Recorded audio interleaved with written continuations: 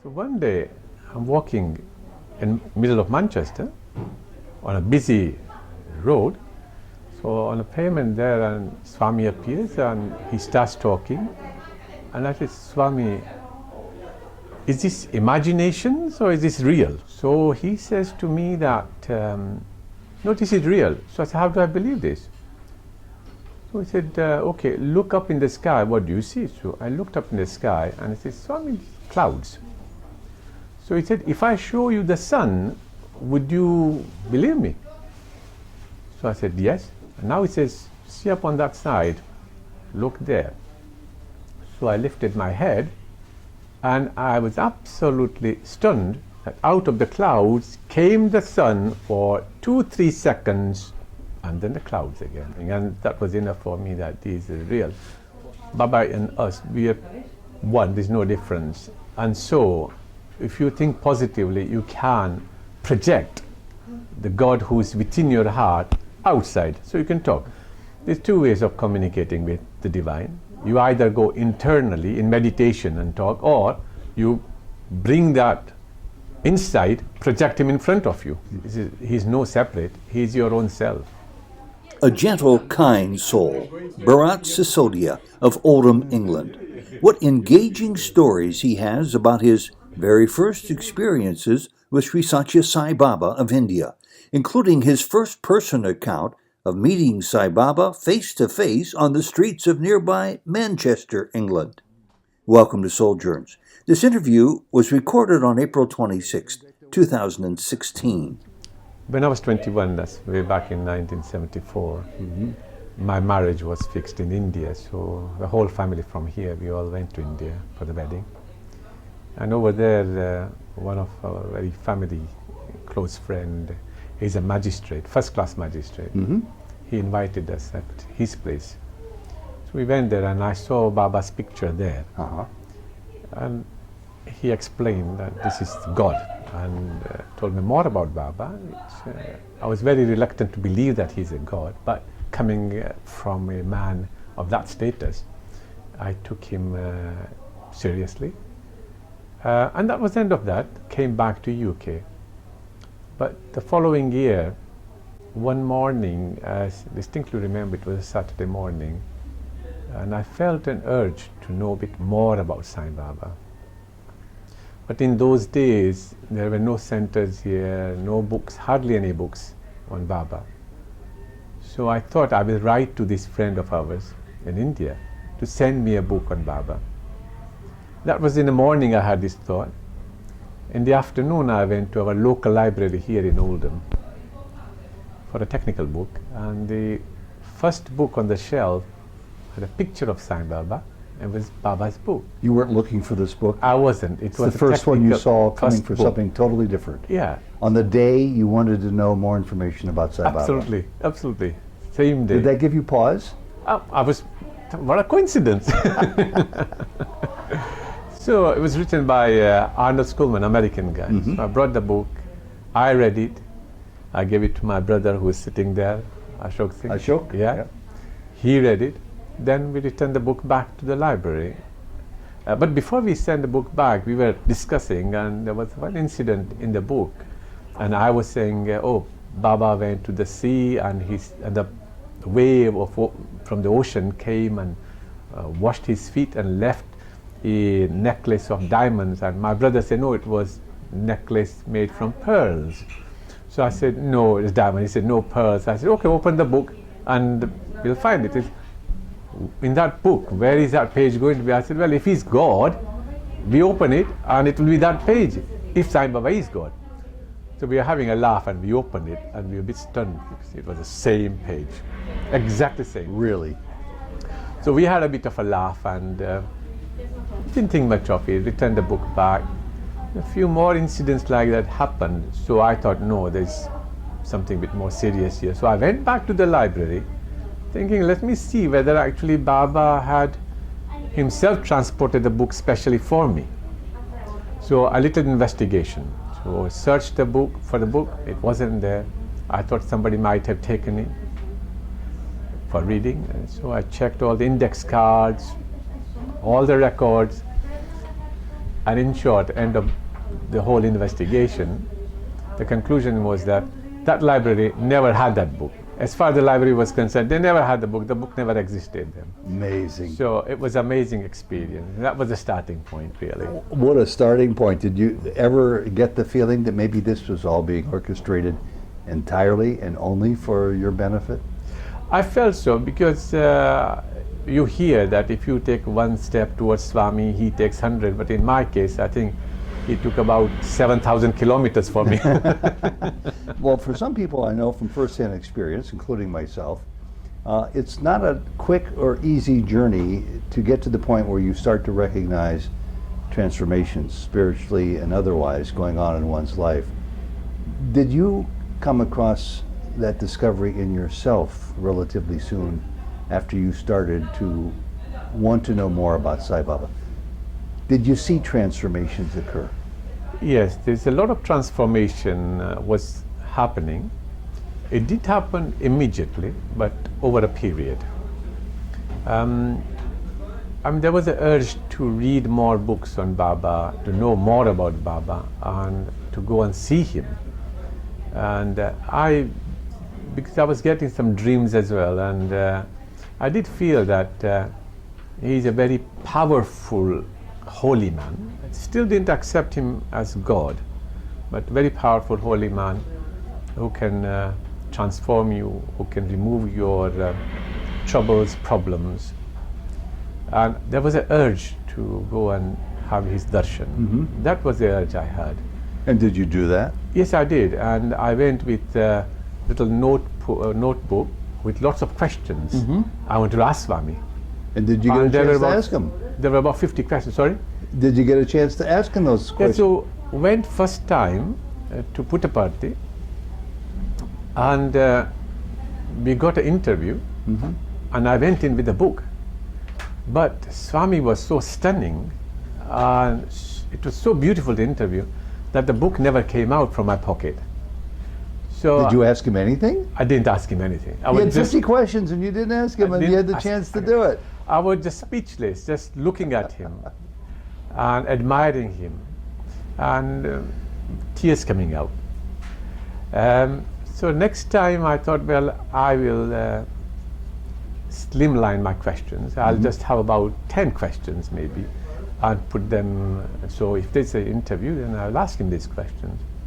And there was a second interview, so went back in there, and I was determined to get this paper out. Again, it didn't happen. And it just seemed that these questions are, there's no importance to these questions. When you're in front of God, kind of now beginning to believe He's God, it's irrelevant, these questions. But I really regretted after coming out. Sure. And then I thought, right, I'm definitely going to ask him at least 2-3 questions next time. You're going to have another interview with him. And there was another interview. The third interview came. And this time I was determined to ask him questions. The room was filled with about 30 people. In the end, Swami got up from the chair because the interview was coming to the end. And I'm remembering my question. I got to ask him question. I got to ask him question. And as he's reaching towards the door, his hand, there's a stopper there. So his hand reaches to the stopper. And I went, Swami. I had to say, Swami. So Swami looks at me, and so does everybody else. What's so important, this guy is us. And I'm Your looking at 50 Swami. questions came all the way down to one that you weren't yet asking. Okay. So Swami now looks at me, yes, such a beautiful smile. And you know what I asked? No. Nothing from the questions. I just said, Swami, when can I come back? That was a question. And he said, so lovingly, he said, you can come back anytime. This is your home. The doors are open always for you. Oh, what a Beautiful, loving beautiful. response. And then he left, so we all came out, and I was thrilled. And then I realized, that answer is a nice answer, but you could say it to anybody, really. But a few years later, I happened to go to Puttaparthi, and my daughter was with us, and there were cars and taxis outside, the gates were closed, they were not letting people in, because Swami was in Bangalore. Mm-hmm.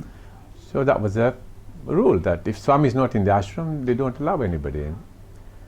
So I thought, what shall we do? So anyway, I got out of the taxi and walked through the gates, and I was amazed. Nobody stopped me. Just went through the door straight to the accommodation office, and they gave me a room. And then I realized those words, that doors are always open, Swami's words, this is your home. So whatever Swami says happens. So you came to think of it as your home. If I'm correct in my memory, that was visit number 3. Did you make any subsequent visits to see Baba? Yes, I made a point of going almost every year. Any opportunity to ask even one of your 50 prearranged questions? Actually, the questions are way dead, honestly. They were just irrelevant. So what keeps you hanging in there? It's more than 5 years now since his Mahasamadhi, since he left his human form, yet you're still very much a Sai Baba devotee, I can tell that. Well, when it comes to talking about Swami, you just can't stop. And you don't realize whether you are actually boring other people or not. But you are just excited and full of energy. And like Sanjay said, how he's excited and full of energy, despite various problems, and we see him so lively and so positive. That's the effect of Swami on us. In my case,